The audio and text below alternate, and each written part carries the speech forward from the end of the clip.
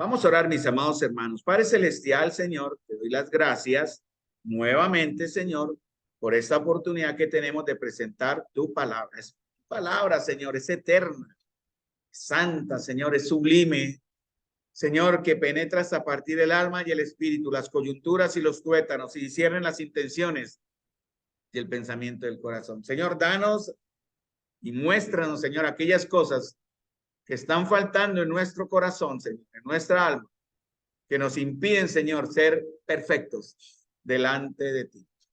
Te doy las gracias, Señor, por la vida de tu siervo Juan, que nos ha enseñado, nos ha mostrado muchas de las características que ahora nosotros como congregación, como pueblo tuyo, apartado también, o individualmente, Señor, como creyentes en este mundo perverso y torcido, debemos mostrar.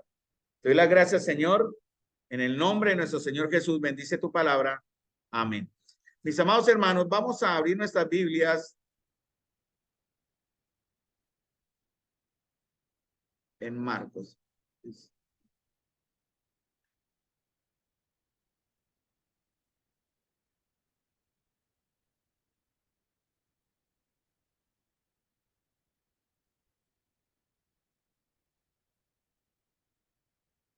Muy bien, hermanos. ¿Listos? Vamos a Marcos 1, 4 al 8. Estamos acá porque la vida de Juan Bautista es una vida extensa. Mire, hermanos, podríamos fácilmente, de verdad, durar aquí el resto del año conociendo a Juan Bautista. Pero en virtud del proceso que llevamos siguiendo el estudio de Marcos, debemos mirar la continuidad también para avanzar. Ya habrá momento en que podamos regresar a hablar un poquito más de Juan. Pero estamos viendo a Juan como aquel que introduce al Salvador, ¿verdad? Ya vimos que Juan es la unión entre dos tiempos determinados de Dios, el tiempo, digamos, del Antiguo Testamento más el tiempo del Nuevo, el tiempo de la ley, donde finalizaría con Cristo, más el tiempo de la gracia que iniciaría también con Cristo. Por eso Juan es el punto medio, ¿no? Un odre nuevo con vino nuevo que está y va a mostrar al Salvador. Esa fue la tarea de Juan. ¿Cuál es la tarea de la iglesia en estos tiempos? La misma, porque los propósitos de Dios no cambian. El Señor, nuestro Dios, no es un Dios voluble y cambiante que muda su voluntad. Si así la quisiera, lo haría y aún así sería justo. Pero Él ha determinado su voluntad y está claramente enseñada en las Escrituras. Él no es, digo, no es como otros dioses en otras religiones o creencias, dioses de ira, dioses de venganza y dioses volubles, dioses muy humanizados. Nosotros tenemos un Dios grande, sublime, glorioso, poderoso, y este Dios, nuestro Dios, nos ha dejado en la escritura y nos ha revelado en su escritura cuál es su voluntad. Y la iglesia tiene que entender cuál es la voluntad de Dios en estos tiempos. Nosotros somos como Juan también, somos el punto medio, porque vamos y tenemos como tarea y responsabilidad anunciar la llegada y la venida de nuestro Salvador. ¿Cuál es la herramienta? ¿Cuál es el tema central de la iglesia a través de los siglos, hoy y siempre? El evangelio. No estamos hablando, pero el verdadero evangelio, ¿no? No estamos expresando ni enseñando un evangelio diferente, ¿no? Un evangelio de obra, no estamos enseñando un evangelio de iglesia, por eso no, y lo recalco bien como afirmar un concepto que hemos tenido por años. Somos creyentes, nos congregamos, gracias a Dios, en un local que el Señor nos ha permitido acá tener para darnos más seguridad, pero no nos identificamos ni queremos ser identificados con ninguna corriente de tipo humano o doctrinal. Simplemente somos biblicistas. Esa es la clave. Somos bíblicos y podemos de esta manera pues evitar la tentación de caer en ciertas tendencias o ciertas inclinaciones a decir soy de tal, soy de, bueno, pongamos el nombre que quiera en la denominación que ustedes tengan en su mente colocar. No somos de ninguna denominación. Juan Bautista vea directo al corazón. Por eso dice en el verso Marcos 1, 4 al 8, bautizaba Juan en el desierto y predicaba el bautismo de arrepentimiento para perdón de pecados. Ahí estamos todavía, ¿no? Lo que sigue ahora, si llegamos ahí con el tiempo, es, y salían a él toda la provincia de Judea y todos los de Jerusalén y eran bautizados por él en el río Jordán, confesando sus pecados. Entonces, mis queridos hermanos, la tarea de Juan Y este tema del bautismo no era desconocido en tiempos de Juan, no era algo que Juan se inventó. Era algo que ya sé que eso viene de Levítico mismo, donde los sacerdotes se identificaban por medio del agua con ciertos conceptos. Aquellos que creían en Juan y apoyaban su enseñanza, creyéndola de verdad, para cambio, se bautizaban, pero como una demostración previa de un cambio que estaba siendo generado en su corazón. Por eso dice Juan, bautizaba a Juan en el desierto y predicaba el bautismo de arrepentimiento para perdón de pecados. Esta palabrita en Hechos 2:38 ha generado algunos conflictos en algunas denominaciones o creencias, queriendo enseñar que la salvación se debe complementar o completar con el bautismo. Es decir, si usted no se bautiza, no es salvo aún. Tiene para completar su salvación, tiene que sí o sí bautizarse. Y esto no es una verdad porque la escritura claramente lo enseña que es Cristo y nada más, ¿verdad? La salvación de aquel que murió en la cruz. Este domingo tuve la oportunidad de hablar con una personita y llevándola a conocer, a entender su posición delante del Señor. Ella no pudo responder preguntas como, si usted muriera esta noche, está frente a Dios, ¿qué le diría? Ella se confesó, Mariana, yo sigo a la Virgen de Guadalupe, me dijo. Bueno, ¿y por qué a la Virgen de Guadalupe y no a la Virgen de otra? Porque hay tantas vírgenes cuando siendo una sola. Más bien haga lo que ella dijo, la quisimos llevar. Ay, ella se sorprendió. Y le mostramos el texto de Juan donde dice, hagan lo que él os dijere. En las bodas de Canaán, hagan lo que él os dijere. Y en ningún otro hay salvación porque no hay otro nombre bajo el cielo dado a los hombres en que podamos ser salvos. Ella quedó sorprendida porque ella pensaba, ¿no? Que había otra mediación alterna para llegar a Dios. No hay sino un solo mediador, ¿no? Y en ninguna otra salvación, porque no hay otro nombre bajo el cielo dado a los hombres en que podamos ser salvos. Entonces, Cristo Jesús es el único que nos lleva al Señor. Juan Bautista estaba enseñando a aquel que nos llevaría al Señor. Entonces, Juan Bautista es muy importante en esto, en este tema. Por eso Juan fue escogido por Dios para un propósito. La iglesia del Señor también ha sido escogida para un propósito. La iglesia del Señor, como Juan, debe prepararse. Juan se preparó en el desierto. Nosotros debemos prepararnos de muchas maneras para ser instrumentos, porque eso es lo que dice 2 Timoteo 2, debemos ser instrumentos limpios para que el Señor nos use. Esa es nuestra tarea. Ninguno de nosotros está alejado del plan de Dios. Cada uno de nosotros, perdón, individualmente o colectivamente como iglesia, tenemos un propósito delante del Señor. Entonces, ¿cuál es el propósito delante del Señor? ¿Qué es lo que el Señor tiene para nosotros en estos tiempos? Muy bien. Estuvimos hablando de la salvación, es muy importante porque estamos hablando también de un tema clave en la salvación, que es el arrepentimiento. Sin el arrepentimiento que dice la Escritura, nadie verá a Dios, ¿no? Si no os arrepentís, todos pereceréis igualmente. Pero estamos redefiniendo el concepto bíblico, el orden bíblico de lo que es el paquete de salvación. Recuerden que el paquete de salvación comprende varias cosas: regeneración, ¿verdad? Fe, arrepentimiento, perdón, sí, arrepentimiento, santificación y la esperanza gloriosa que nosotros veremos que llegue a los cielos. Siempre es un solo paquete. Mire, yo quiero aclarar algo porque algunos se han mostrado confundidos en eso y no tiene por qué haber confusión, hermanos. Esto es algo del Señor. El mismo Señor le dijo a Nicodemo, el maestro, el que todo se lo sabía, siendo tú maestro en Israel y no sabes esto, o sea, es necesario nacer de nuevo. Y él dijo, pero ¿cómo así, Señor? ¿Tengo entonces que volver a nacer del vientre de mi mamá? Y el Señor, pues, yo digo que un poco risueño en esto, no sé, yo lo veo como que, ay, Nicodemo. Y el Señor le dije, mire, de cierto le digo, el que no naciere de nuevo no puede ver el reino de Dios. Y él le dice, de cierto lo digo, estoy leyendo en Juan capítulo 3, versículo 5, de cierto te digo que el que no naciere del agua y del espíritu no puede entrar en el reino de Dios. Lo que es nacido de la carne, carne es; lo que es nacido del espíritu, espíritu es. No se maravilles de que te dije, os es necesario nacer de nuevo. El viento sopla de donde quieres, oye su sonido, man, ¿sabes de dónde viene?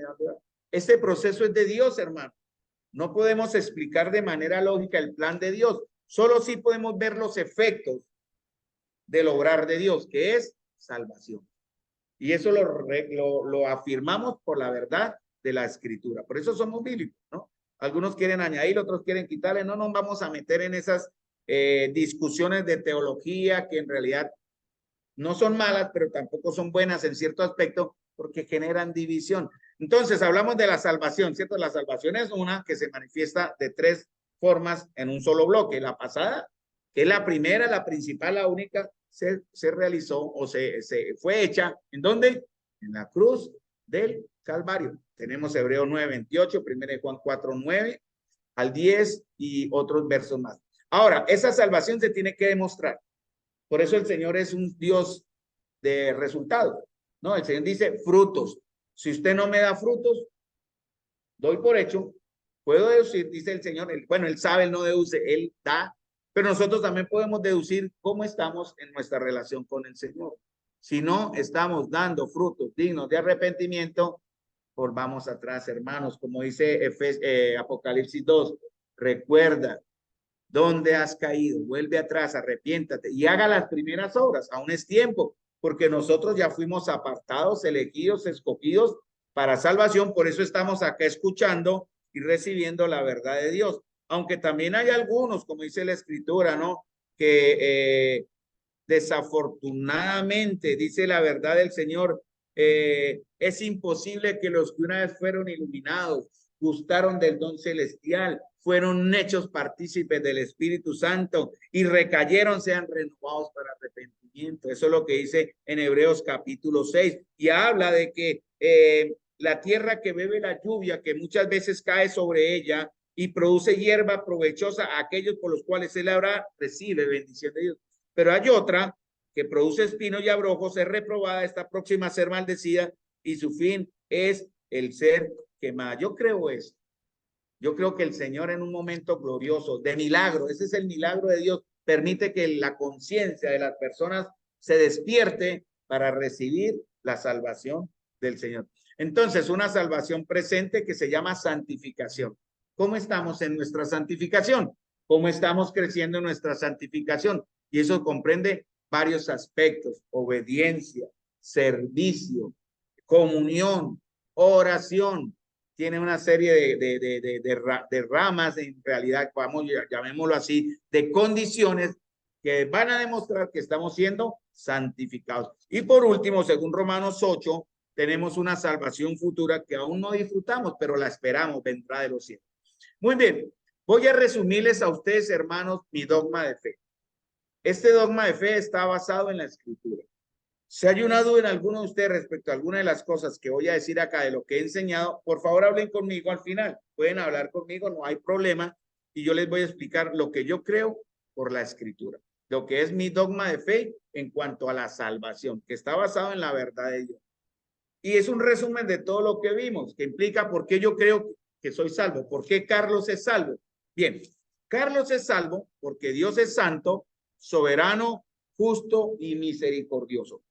En su presencia, porque es uno de los atributos de Dios, parte de su carácter, cuando entramos a mirar la salvación que Dios nos ha dado, hermanos, tenemos que tener primero que todo muy claro de no tocar ni el carácter de Dios, ni pervertir los atributos de Dios, ni menoscabar, minimizar, disminuir o sumarle a la obra de Cristo y a su divinidad. Perdón. Entonces eso es bien claro. Cuando estamos hablando de salvación, no podemos tocar lo que el Señor ya es, que Él ha revelado en su palabra. No podemos cambiar su carácter. Dios es santo, justo, misericordioso. Debe nacer. Uno de sus atributos lo acabo de mencionar. En su presencia, que es un atributo de Dios por el cual Él conoce de antemano y sin depender de ninguna señal o causa externa, Él elige. Primero de Pedro 1:2 dice, elegido según la presencia o el anticipado conocimiento de Dios en santificación del Espíritu, para obtener y ser rociados con la sangre de Jesucristo, gracia y paz sean multiplicadas. Entonces, la presencia de Dios, no un atributo de Dios, la presencia de Dios no va a determinar el aspecto de la salvación, pero Él sí conoce.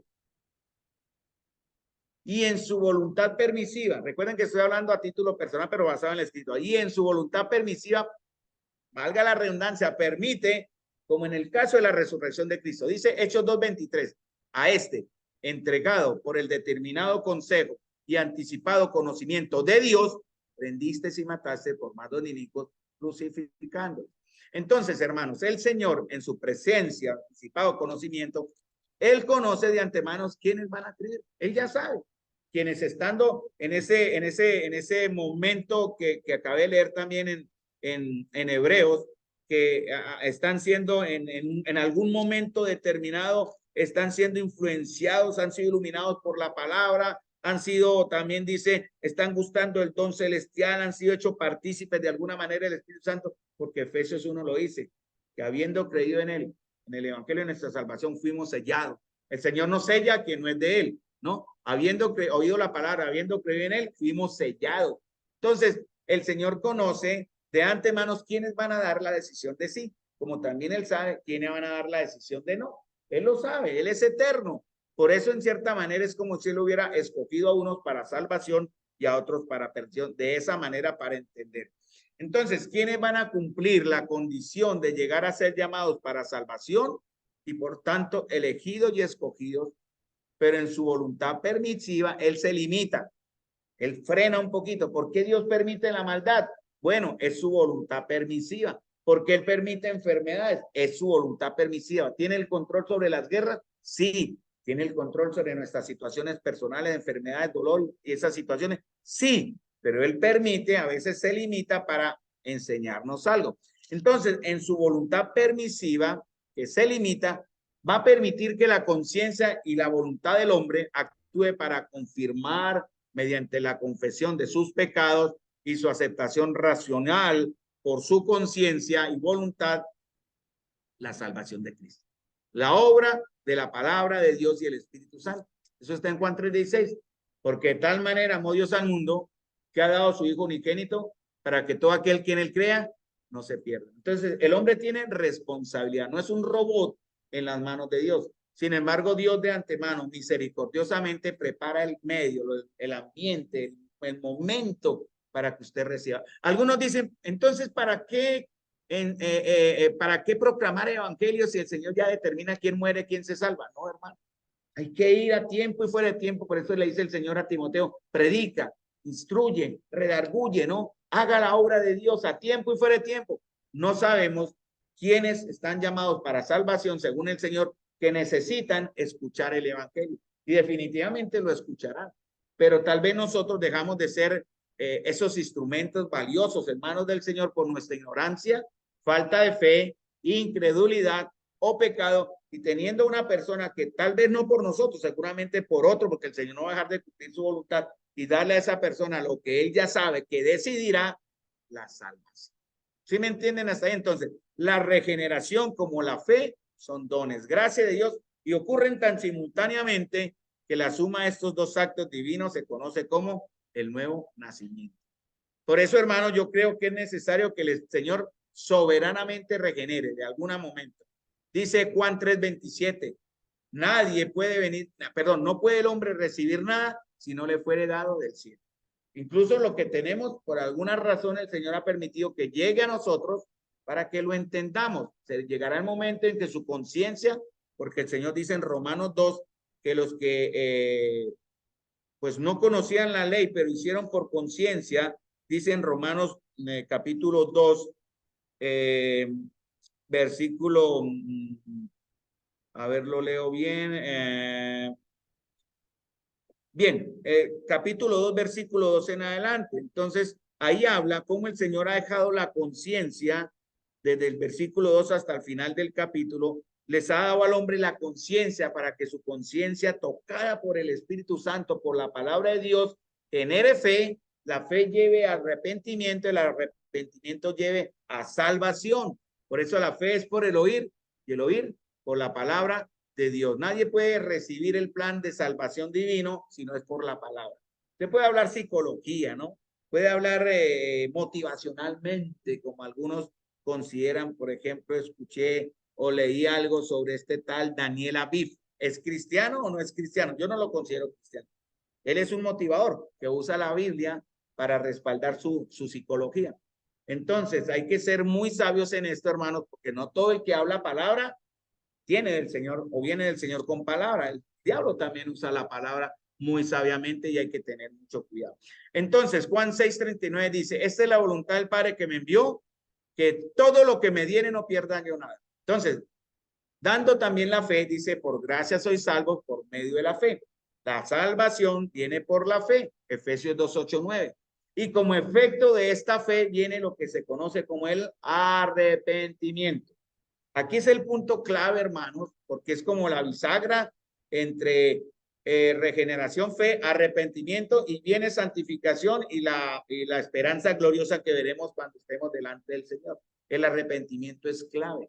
Por eso debemos discernir, hermanos, nuestro arrepentimiento, o más bien, el arrepentimiento que se ve es de Dios. En Corintios lo dice, ¿no? Hay un arrepentimiento que viene de Dios, pero hay otro arrepentimiento que viene del mundo. El arrepentimiento que viene de Dios produce un cambio y el remordimiento que viene del mundo no produce nada. Llorar, lloro, como dicen, lágrimas de cocodrilo, ¿no? Son ahora aquí una cosa, pero usted los ve al otro día y siguen en sus mismas cosas y en sus mismos pecados. Entonces, como efecto, el arrepentimiento nos lleva a renunciar al pecado como consecuencia que de esa pequeña fe que va a crecer. Recuerden cómo compara el Señor a la fe. ¿Se acuerdan? Si tuvieres fe como un grano de mostaza. Y dice el Señor que esa fe cuando crece es un árbol grande. Por eso el Señor pone la semillita, por la palabra, pone la semillita en un corazón irredento, perverso, enemigo de Dios en mente, por naturaleza, hijos de ira, perdón, el Señor pone esa fe. Y ahí empieza a florecer lo que después de la fe viene arrepentimiento, arrepentimiento, santificación, santificación, esperar la esperanza gloriosa, valga la redundancia que veremos. Entonces, la fe es el principio. Hay algo interesante en Hebreos 13:21. Mire lo que hace el Señor. Lo voy a leer para los que no tienen así. Hebreos 13:21. Mire, la fe es el principio y el fundamento de la salvación, mis amados. Mientras que el arrepentimiento es la evidencia y el fruto de esa salvación, siendo la fe la causa y el arrepentimiento el efecto. Sin embargo, es parte de la salvación. Hebreos 13:21 dice, hablando del Señor, os haga aptos, lean bien el verso, os haga aptos en toda obra buena para que hagáis su voluntad. O sea, algo que el Señor tiene que hacer es que nos haga aptos para que cumplamos su voluntad. Dice, haciendo Él en vosotros lo que es agradable delante de Él por Jesucristo, el cual sea la gloria por los siglos de los siglos. Amén. Filipenses lo dice, ¿no? En el contexto de salvación, ese verso a veces lo hemos puesto como para motivar, bueno, aunque es bueno, en el principio lo aplicamos en Filipenses para enseñar que Dios lo que comienza termina, ¿no? Pero Filipenses dice, Dios es el que produce en vosotros el querer como el hacer. Y eso tiene que ver con la salvación, hermanos. Si bien en el contexto de lo que el Señor está enseñando, porque Dios es el que produce en nosotros el querer como el hacer. Dice, estoy persuadido de esto, que el que comenzó en vosotros la buena obra la va a perfeccionar hasta el día de Jesucristo. Pero tiene que ver, hermanos míos, con el aspecto, con el tema de la salvación. Entonces, eso tiene que ver con Hebreos 13:21. El Señor está produciendo en nosotros cosas. Si nosotros sentimos esa obra de Dios en nosotros, vamos a actuar. Va a ser natural, hermano. No tiene que ser forzado. No tiene que ser exigido. Una de las primeras características de los salvos, ¿cuál es? Y eso está en Hechos capítulo 2, versículo 42. ¿Se acuerdan los 3,000 que fueron salvos? ¿Verdad? Y los que recibieron su palabra, la palabra de Dios, ¿no? Efesios 2. Dice, fueron bautizados, un efecto externo, un arrepentimiento que había ocurrido en sus corazones. Se añadieron aquel día como 3,000 personas. ¿Se añadieron a dónde? A la iglesia. ¿Y quién les enseñó a perseverar en la doctrina de los apóstoles? El Señor. ¿De dónde? No sabemos, pero de alguna manera les generó en ellos el hambre y sed de la palabra de Dios. Si usted no tiene, si nosotros no tenemos hambre y sed de la palabra de Dios, alarma, atentos, mire a ver dónde está fallando su fe. Si usted no desea comunicarse y conocer del Señor por su palabra, hay un problema en la fe, hermano. Y eso está en la Biblia. Esto no es mío, está en la Escritura. ¿Y ellos qué hacían? Perseveraban en la doctrina de los apóstoles. Otra prueba de nuestra fe y salvación en la comunión. Comunión es tener comunión, ¿no? ¿Qué es lo contrario de comunión? ¿Cuál? Desunión, exacto, porque la común unión es lo que nos hace ser un cuerpo sólido. Pero cuando hay desunión, iras, enemistades, pleitos, murmuraciones, bueno, lo que la palabra de Dios advierte que los hijos de Dios no debemos vivir, hay desunión en el cuerpo. Dice la Biblia que ustedes, las personas que actúan de esa manera son niños, carnales. Y tal vez, posiblemente, hombres y mujeres naturales dentro de la iglesia de Dios, ¿sí? Que tienen apariencia de piedad, tienen la imagen del cristiano, pero no son nada del Señor, porque sus hechos están demostrando una verdad que no es para ellos verdad. Perseveran en la doctrina de los apóstoles. ¿Qué más? En la comunión unos con otros, en el partimiento del pan, en las oraciones. Verso 47, alabando a Dios y teniendo favor con todo el pueblo. Nos les gustaba en este caso, como dice Colosenses 3:16, la palabra de Cristo mora en abundancia en vuestros corazones, cantando y alabando al Señor con gracia siempre. Y otra cosa que caracteriza a la iglesia del Señor está en Hechos, lo estoy leyendo rápidamente, en Hechos capítulo 5, versículo 11, temor y reverencia. ¿Dónde empezó el temor y reverencia de la iglesia? Cuando el Señor ejecutó juicio sobre dos mentirosos, una familia que se unió para ser mentirosa. ¿Dieron la heredad? Sí, Señor, la dimos. ¿Quién fue el chismoso que le llevó a Pedro el dato de que ellos habían fallado, que ellos habían robado? Bueno, algunos dicen, bueno, tal vez algún hermano los vio por ahí contando detrás. No, esto para aquí, esto para allá, entregues. No sabemos. Pero hermano, mire, el Señor no deja nada tapado. Y el Señor de alguna manera le reveló a Pedro un pecado y ellos murieron. ¿Cuántos muertos vamos a tener que sacar de la comunión, hermanos, nosotros? Hablo de muertos espirituales, ¿no? Porque si todos muriéramos físicamente, ninguno de nosotros queda aquí en pie. Nadie de los que estamos aquí. Porque todos tenemos nuestros secretos, seamos justos. Cada uno de ustedes, yo y ustedes, tenemos un secreto que tenemos que cambiar, que tenemos que mejorar, que tenemos que santificar, porque tenemos algo que estamos mejorando para crecer en el Señor. Nadie es en realidad 100% perfecto hasta que estemos delante del Señor. Temor de Dios. Y por último dice, entonces, el proceso, el final de nuestra salvación es la santificación. Bien, en Marcos dice que, Juan dice, voy a buscar Marcos porque me acabo de dar cuenta que no anoté el verso, pero dice Marcos, viene tras de mí, creo que está en Mateo, viene tras de mí el que es más poderoso que yo, Marcos capítulo 1. Debe estar en Mateo, no anoté, pero dice, viene tras de mí el que es más poderoso que yo, a quien no soy digno de desatar encorvado la correa de su calzado. Yo a la verdad os he bautizado con agua, pero él os bautizará con el Espíritu Santo. Esta fue una declaración de Juan Bautista refiriéndose al Señor. Otra característica de Juan, es necesario que él crezca, yo mengue. Hoy en día es al contrario. Los líderes religiosos quieren crecer y que Cristo mengue, ¿no? Quieren controlar la iglesia, quieren manejar las ovejas. Es más, se roban las iglesias, se roban las ovejas. Por eso nosotros tenemos que ser, bueno, en el servicio del anciano o el pastor, aunque dice, no, es a él el que le corresponde. No, hermanos, tenemos que todos cuidarnos para que nadie sea robado, ni por el mundo, ni por los falsos maestros, aquellos que llegan encubiertamente y se llevan las ovejas. Se las llevan, se van. Y aquí tenemos una serie de ovejas que están ahí en el tablero, por decir así, que debemos cuidarnos unos a otros, estar orando unos por otros, llamándonos unos a otros, vigilándonos unos a otros y protegiendo que no sean arrastrados de pronto en su debilidad o en su falta de conocimiento en algunos aspectos de la fe por los falsos maestros. Pero el bautismo bíblico, que es el tema para no alejarme mucho, es siempre una señal de identificación. Es algo que marca y identifica. En algunos países, este acto del bautismo es señal de muerte o de cárcel. Hace muchos años, en los países tras la cortina de hierro, estamos hablando de Rusia, antes de que fuera ya la Federación Rusia y cayera el muro de Berlín. China aún lo hace, Corea es peor, pero el hecho de que usted se bautice ya es causal de muerte o incluso de trabajo forzado. Está prohibido. En los países del Islam, mucho peor.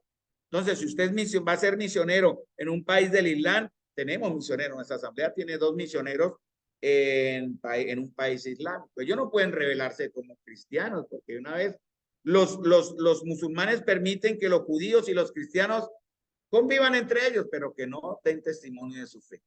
Si dan de alguna manera, lo encuentran a un cristiano testificando de su fe, perfectamente por ley, la persona que lo haga no va a ser juzgada, puede matar a esa persona, puede causarle daño y no va a haber ningún problema, ¿verdad? Pero ¿cuál es el acto culminante de la fe de una persona? El bautismo, identificación. Entonces, aquellos que creían el mensaje de Juan, lo mostraban con frutos dignos de arrepentimiento, ¿no? Pues así vamos a demostrar que verdaderamente, hermanos, o estamos demostrando que verdaderamente hemos nacido o hemos reconocido actos de rebeldía que están ofendiendo a Dios. ¿Qué significa arrepentimiento? Rápidamente, ¿qué significa el arrepentimiento? Cambio de dirección. Cambio de dirección, correcto. O también metanoia, cambio de mente. Para usted cambiar de dirección, solo el zombie, me encantan las películas de zombies. Pero los zombies van donde, a cualquier lado. Pero un hijo de Dios, si tiene su mente transformada, para ver un cambio de dirección, tiene que haber primero un cambio de mente. Y cambiando la mente, cambia el corazón, hermano. Cambio de dirección, cambio de mente. ¿Cuál es? Estamos en rebeldía con el Señor. Por eso el arrepentimiento también viene de Dios. Porque el siervo de Dios no debe ser contencioso, dice en 2 Timoteo 2, 19, 20, sino apto para enseñar, sufrido, que con mansedumbre corrija a los que se oponen, por si quizás Dios les concede que se arrepientan. Entonces nuestra tarea es exhortar, amonestar, guiar y parar. Si la persona, en este caso un no creyente, no hace caso, viene el llevar a su juicio. Pero si el creyente ya en la iglesia del Señor no hace caso, entra un proceso de disciplina, ¿no? Pero debe mostrar un arrepentimiento. ¿Cómo se mostraba? Mateo 3:6, y eran bautizados por él en el Jordán, confesando sus pecados. Mateo capítulo 3, versículo 6. Por eso digo que la vida de Juan es muy rica en muchos conceptos, pero el tiempo no va a permitir en verdad que los hablemos todos. Símbolo de purificación, símbolo de lavamiento, de muerte, de nuevo nacimiento. ¿Dónde está el concepto doctrinal del bautismo? ¿En qué parte de la Biblia está? Hay un texto clave que nos enseña a identificar y a entender lo que significa el bautismo. ¿Dónde está? Hermanos, ustedes deben saber en dónde está. Eso está en Romanos capítulo 6, versículo 1 en adelante. Ahí está el contexto bíblico. El Señor no necesita una apología grande en una carta defendiendo un concepto doctrinal. Él sencillamente lo menciona donde dice en Romanos capítulo 6, versículo 1 hasta el versículo, digámoslo así, 14 para tener un contexto correcto, ¿no? Los que pasaron o los que pasamos por el proceso en la instrucción del bautismo, tenemos que pasar por Romanos 6. Romanos 6. Por tanto, mediante el 6.4, voy a leer eso como resumen. Por tanto, mediante el bautismo, fuimos sepultados con él en su muerte, a fin de que, así como Cristo resucitó por el poder del Padre, también nosotros llevemos una vida nueva. Romanos capítulo 6, versículo 4. Pero Juan advierte algo más maravilloso. El bautismo en agua no es para salvación. Ojo aquí con eso, porque algunos le quieren sumar. Si alguna persona se le acerca a usted decir que a la obra de Cristo se le añade algo, o lo saca si lo puede sacar o córrale. No le haga charla si usted no está bien fundamentado en la verdad. Algunos creen defenderse conociendo muchos billetes falsos, tratar de mostrar la verdad. No, hermanos, hay que conocer el billete verdadero, que es la verdad de Dios.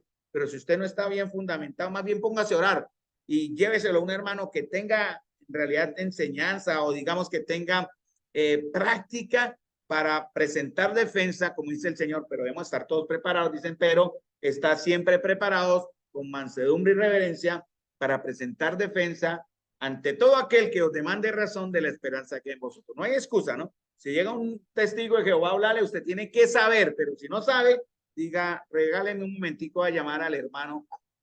Me pueden llamar a mí si quiere. Pero no, a un hermano, o no, voy a orar, los invito la próxima vez que vengan, usted ya estar preparado en oración y con la verdad de Dios para mostrar en verdad. Pero quiero decir que Juan señaló algo mucho más grandioso. Dice, Juan Bautista anunciaba que Jesucristo bautizaría con el Espíritu Santo y fuego. Vamos a Lucas 3, 16 y 17 ya para estar terminando esta parte de lo que es el arrepentimiento, ¿no? Lucas, capítulo 3, versículo 16. Dice, respondió Juan diciendo a todos, yo a la verdad os bautizo en agua, que es un testimonio visible y público, pero no suma. Sin embargo, Efesios, Colosenses, Romanos 8, varios textos de la Biblia hablan de que quien da la salvación es el Espíritu Santo. Eso está en Efesios 1:14. Y dice también, Leo, yo a la verdad os bautizo en agua, pero viene uno más poderoso que yo, de que no soy digno de desatar la correa de su calzado. Él os bautizará en Espíritu Santo y fuego. Bueno, hermanos, qué bendición. ¿Cuántos de aquí ya son bautizados en el Espíritu? Pregunto rápidamente, ¿cuántos de ustedes han sido bautizados en el Espíritu? Respuesta rápida. ¿Cuál es? Uy, Jesucristo mío. Todos. Efesios 1, ya fuimos bautizados. Alguno dirá, ¿será que mientras no hablo en lengua, mientras no caigo y me revuelco así como una lagartija sin cabeza, como hacen algunos cristianitos por ahí? ¿Qué es la manifestación? Si usted, yo iba a cultos carismáticos, ¿no? Cultos de pentecostalismo bravo, y a uno le oran, y uno así orando bien en el calor del Señor, y uno mira por el ojito que todos los de al lado se caen, y uno nada, ¿será que no? ¿Será que sí? ¿Será que me caigo? ¿Será que me quedo quieto? Eso no era doctrina. Yo cuando aprendí la doctrina, ay, descansé yo que estaba haciendo en esos sitios, que me llevó por allá, buscando lo que no se me había perdido. Pero la verdad, el Señor me enseñó, me dijo, ¿no? Él os bautizará con Espíritu Santo y fuego. ¿Dónde está esa verdad? Efesios capítulo 1, versículo 14. ¿Sí lo conocemos? ¿Sí? Y habiendo oído la palabra de verdad, el evangelio de vuestra salvación. Listo. Dice Efesios 1, 13. En él también vosotros, ¿cierto? Habiendo oído la palabra de verdad, el evangelio de vuestra salvación, fuisteis sellados con el Espíritu Santo de la promesa, el cual es las, ¿qué? Arras. ¿Saben lo que significa las arras, hermanos? ¿Qué son las arras? ¿Ah? Las arras es un anticipo. Antiguamente, el novio iba y entregaba unas arras apartando a esa novia, adelante, en cierta manera. En ese momento esa persona quedaba desposada con ese varón. Él se iba y en un tiempo determinado, cuando el padre del novio veía que ya el chico estaba listo para regresar por su novia, le decía, vaya por su esposa, no por su novia, por su prometida, la con la que usted ya dio arras. Y el novio volvía y se hacían las fiestas de un desposorio que ya se había realizado un tiempo atrás, pero que se hizo real en las fiestas o en las bodas de ese noviazgo. Eso es lo que menciona también, que la iglesia estará en las fiestas, en las bodas del Cordero, pero nosotros como la iglesia, como la novia, como la desposada, como la casada de Cristo. Efesios capítulo 5 lo menciona. Y las arras es el adelanto. Ahora, en los tiempos modernos se usan unas arras, que son los anillos, ¿cierto?